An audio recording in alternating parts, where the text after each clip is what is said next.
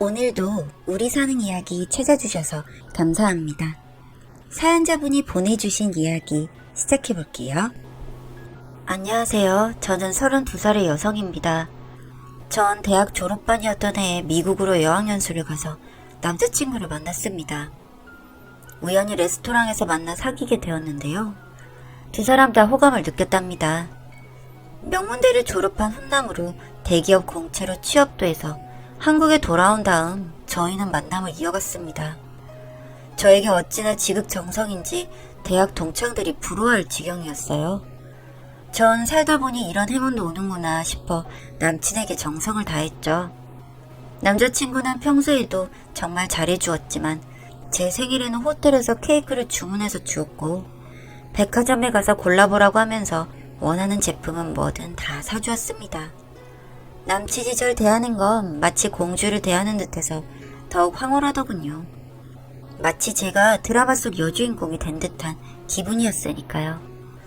그런데 하루는 남친이 저를 집에 데려다주는 모습을 보고 아버지가 엄청나게 반대를 하시는 겁니다. 인상이 안 좋고 쌍이 노랗다는 둥. 전 한 번도 그런 생각을 해본 적도 없었는데 아버지의 반대를 이해할 수가 없었어요. 남친의 인상이 호감형이었는데 한 사람을 두고 어떻게 이렇게 다른 생각을 할 수 있는지 궁금할 지경이었어요.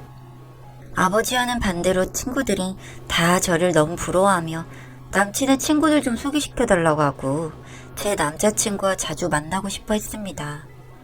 이렇게 확연히 갈리는 평가에 저는 그저 세대 차이라고 생각하고 싶었습니다. 아버지 입장에서는 딸의 남자친구가 아무리 괜찮아도 그리 보일 수 있겠구나 하고 말았어요. 그리고 남편의 집에도 가볍게 인사를 드리러 갔었는데 시댁에서는 저를 굉장히 반기는 눈치였습니다. 딸처럼 잘 지내보고 싶다고 하시면서 잘해주셔서 저도 기분이 좋았어요. 사실 저는 중학교 때 엄마가 돌아가셨습니다. 그래서 나름 엄마의 정이 부족한 애였기 때문에 이렇게 좋은 분이면 앞으로 엄마라 생각하며 살아도 되겠다고 생각했거든요. 그렇게 양가의 반응도 달랐기 때문에 참 저도 별거 아니다 싶다가도 고민스럽기도 하더군요. 저는 엄마가 돌아가시면서 아버지와의 관계가 좀 남달랐기 때문에 아버지가 하는 말이 완벽히 깨끗하게 흘려들어지지는 않더라고요. 정식으로 인사를 드리러 가서 남친이 집에야 무릎을 꿇고 결혼하겠다고 했을 때 조금 더 생각해보자는 식으로 말씀하시고는 남친의 집으로 돌아가자 저에게 이야기를 하셨습니다. 저놈 눈빛이 안 좋아. 네가 그렇게 좋다니까 할 수 없이 허락은 한다만 혹시라도 속썩이면 짐 싸서 집으로 와 라고 아버지는 정색을 하며 말씀하셨습니다. 그래도 그런 생각도 잠시 사랑의 힘은 의외로 컸고 전 그 말에 어떻게든 잘 살아보겠노라고 다짐을 하고 결혼식을 올리기로 결심했습니다. 그렇게 결정하고 나자 아버지는 아파트를 마련해 주시겠다고 하셨습니다. 부모님의 마음은 이런 건가 싶어 저도 가슴이 뭉클했고요. 그런데 아파트를 주시면서 하시는 말씀이 사위에게는 그동안 벌어놓은 돈과 대출 받은 것으로 그렇게 얘기를 하라는 겁니다. 왜 그래야 하나 싶긴 했지만 결혼을 허락해 주시고 집까지 주시는데 당연히 그 뜻을 따랐습니다. 저희 아버지가 집을 해준다고 하니 시댁에서는 더욱더 절 예뻐해 주셨고 저희는 그렇게 결혼식을 올렸습니다. 그날만큼은 정말 행복한 줄 착각하고 남편의 모든 점이 다 만족스러웠고 사랑스러웠죠. 신혼 때 자주 다툰다고 하는데 저희는 그렇지 않았습니다. 하루가 아까울 정도로 착 붙어 다녔고 늘 웃으면서 생활했었죠. 그런데 어느 날 주말 드라이브를 나가서 차를 마시던 중에 얘기를 나눴습니다. 급여에 대해서 묻고 재테크를 시작해야 되지 않을까 하는 저의 질문에 살짝 머뭇거리다가 대답을 하는 겁니다. 저는 당연히 호응해 줄 것이라 생각했는데 솔직히 적지 않게 놀랐어요. 급여를 다 주진 않겠다고 하면서 자기 얘기를 들어보라고 하는 겁니다. 남편은 신혼살림을 시작하면서 자신은 용돈을 받지 않고 생활비를 주겠다고 하더군요. 그리고 제가 버는 돈에 대해서도 터치하지 않겠다고 하면서요. 그리고 나서 살면서 차차 합쳐가자고 했습니다. 갑작스럽게 모든 걸 변경하게 되면 더 혼란이 올 거라면서요. 그 이야기에 뭐 틀린 소리도 아닌 것 같고 어차피 아이도 없고 하니 그렇게 하자고 했습니다. 그렇게 몇 달은 얼마씩 꾸준히 받았는데 갑자기 어느 날부터 생활비를 줄여서 주기 시작했습니다. 전 당연히 왜 그러냐고 물었고 자격증 시험을 봐야 하는데 수강료도 들고 교재비도 많이 들어서 당분간만 이렇게 주겠다고 하더군요. 솔직히 기분이 좋진 않았지만 그렇게 하라고 했죠. 그렇게 시간이 흘러갔고 이제 2세 준비도 해야 할 것 같아서 남편과 이야기를 했습니다. 제 나이가 적지 않은 편이다 보니 임신을 준비하느라 여기저기 산부인과 병원을 다니곤 했는데 서운하게도 한 번을 동행을 안 해주더군요. 생각해보니 저만 애를 갖고 싶어 하지 남편은 별로 서두르는 느낌도 없었던 것 같고요. 그게 이상한 건 아니지 않나 하실 수도 있지만 이상하게 묘한 기분이 들었습니다. 여자의 육감이라는 게 있잖아요. 결혼 전에 연애할 때는 그렇게 저만 바라보고 하늘의 별도 따다줄 것처럼 그러던 사람이 점점 변해가는 것을 몸으로 느껴지기 시작했습니다. 계속해서 임신을 하려는데 실패하자 저는 남편에게도 불임 검사를 받아보길 권유했습니다. 그랬더니 그날 이후로부터는 아예 술에 취해 매일같이 늦게 들어오기 시작하더군요. 어디서 이렇게 술을 마시고 오나 한 번은 너무 궁금해서 평소에는 절대 안 하는 짓을 하게 되었습니다. 씻고 있는 중에 남편의 폰을 들여다보게 된 것이죠. 그런데 세상에 저는 그곳에서 충격적인 것을 보고야 말았습니다. 그동안 얼마나 많은 여자와 놀아났는지 그 내역들이 쭉 나와 있더군요. 간도 큰 게 제가 볼 거란 생각은 안 했는지 뭐 하나 지우지도 않고 말이죠. 그동안의 의심들이 확신이 되었고 저는 폰을 열었으니 빨리 증거를 남겨야 한다는 생각에 캡처를 해서 제 폰으로 옮겨놓았습니다. 그렇게 그날부터 저는 증거를 모으기 시작했습니다. 집 컴퓨터에 남편 본인 인증서가 있어 열어보니 카드 이용 내역이 주르륵 뜨는데 대부분 단란주점 룸사롱 게다가 성매매 내역까지 굴비 엮듯이 올라오더군요. 자격증은커녕 학원비 결제 내역은 그 어디에도 없었습니다. 아주 제대로 속은 거였죠. 제가 순진했다는 걸 직감했습니다. 저에게 생활비는 줄이면서 그 돈을 다 유흥비로 완전 탕진하다니 정말 어이가 없었습니다. 그때 생각났어요. 문제가 생기면 언제든 짐 싸서 아버지에게 오라는 말이요. 전 증거를 다 출력해서 싸가지고 아버지에게로 갔습니다. 가는 길에 어찌나 눈물이 나던지요.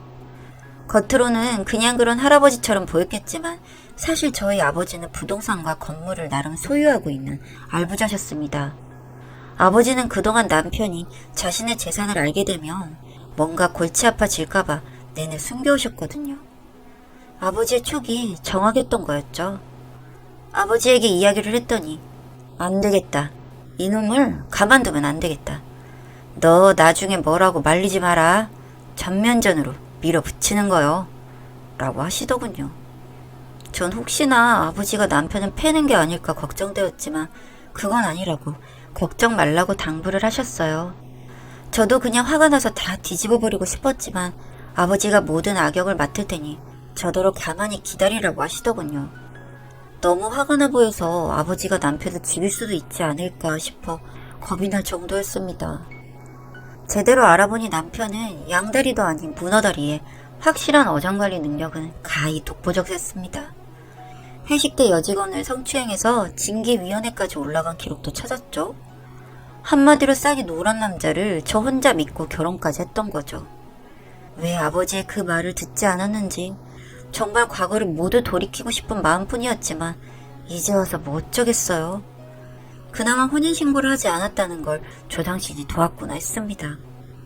그리고 전 마음 먹고 남편의 뒤를 미행했습니다. 퇴근 후에 오피스텔에서 성땡매하는 곳으로 향하더라고요. 눈물이 흘러내렸지만 감정에 취할 때가 아니란 생각에 마음을 가다듬었습니다. 몇 번째 방으로 들어가는지까지 확인했는데 차마 들어갈 용기가 나지 않았던 그때였어요. 아버지가 사랑을 사서 보낸 것. 떡대 좋은 남자들 2-3명이 문을 부시더니 안으로 들어갔어요. 아니나 다를까 남편과 여자가 뒤엉켜 있더라고요. 그 남자들은 여자는 나가라고 하고 남편만 옷 입고 따라오라고 하더군요. 전 한참을 떨어져서 가다가 아버지 전화를 받고 약속 장소로 갔습니다. 남편은 헐벗고 의자에 앉아 손을 묶인 채로 있더군요. 그 몰골이 너무 추해서 끔찍한 지경이었죠. 그래도 입은 살아가지고 진짜 너무하시는 거 아닙니까? 이거 엄연한 폭행의 살인미수예요. 고래고래 소리를 지르면서 장인인 저희 아버지께 따지고 있더군요. 그러자 아버지는 제가 출력한 자료와 인화한 사진을 남편 코앞에 갖다 대고 소리쳤습니다. 사람이 사람도 주세야 대접을 받지. 그래가지고 어디 살아가겠나? 이제부터 넌 빈몸으로 한번 나가야 되겠다. 니들 사는 아파트 내가 모아서 사준 기다. 대출? 10원 한 장 없었어. 애초부터. 상간녀 위자료 청구 소송을 한 붙자 내가 서초동 법원역 건물 사들인 게 지금 600억이다. 돈이 아쉬워서 그런 줄 알지? 아니, 너 같은 쓰레기는 끝나야 돼. 그제서야 남편은 벗다시피 한 몸으로 고개를 조아리며 빌더군요. 돈 이야기를 들어서였을까요? 아니면 소송으로 한번 해보자 해서였을까요? 정말 그 꼴을 보는데 참 흉하고 내가 왜 저런 인간을 좋다고 결혼까지 했는지 발등을 찍고 싶은 심정이었습니다. 장인어른, 한 번만 용서해 주십시오. 제가 갑자기 미쳤나 봅니다. 누가 네 장인이야? 난 너하고 인연 끊었어. 우리 딸 그 대접을 하고도 살아서 걸어나갈 줄 알았냐? 아, 장인어른, 아버님, 이건 아니죠. 한땐 저도 사이였지 않습니까? 새로 태어나는 마음으로 열심히 살겠습니다. 제발 좀 봐주세요. 남편은 눈물에 콧물까지 줄줄 흘리면서 저와 아버지께 빌고 또 빌었습니다. 아버지는 신혼집에서 남편을 내쫓았고 남편은 회사에까지 찾아가서 더러운 행적들을 낱낱이 이야기하셨습니다. 그래서 그 회사에서 남편은 아주 유명한 사람이 되었고요. 어차피 혼인신고도 하지 않았으니 이런저런 더러운 걸 계속 보느니 빨리 끝내버리는 게 낫겠다고 하셔서 그렇게 다 해결해버리시고는 저보고 제가 하고 싶은 일 하며 살아가라고 하시더군요.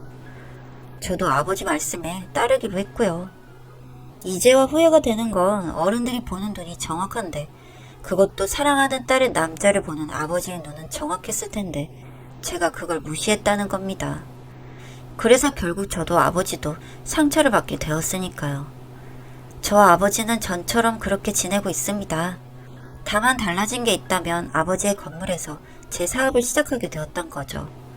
해외에서 모피를 수입해 저만의 디자인으로 만드는 일을 하고 있는데 점점 사업을 키워가는 게 제 목표입니다.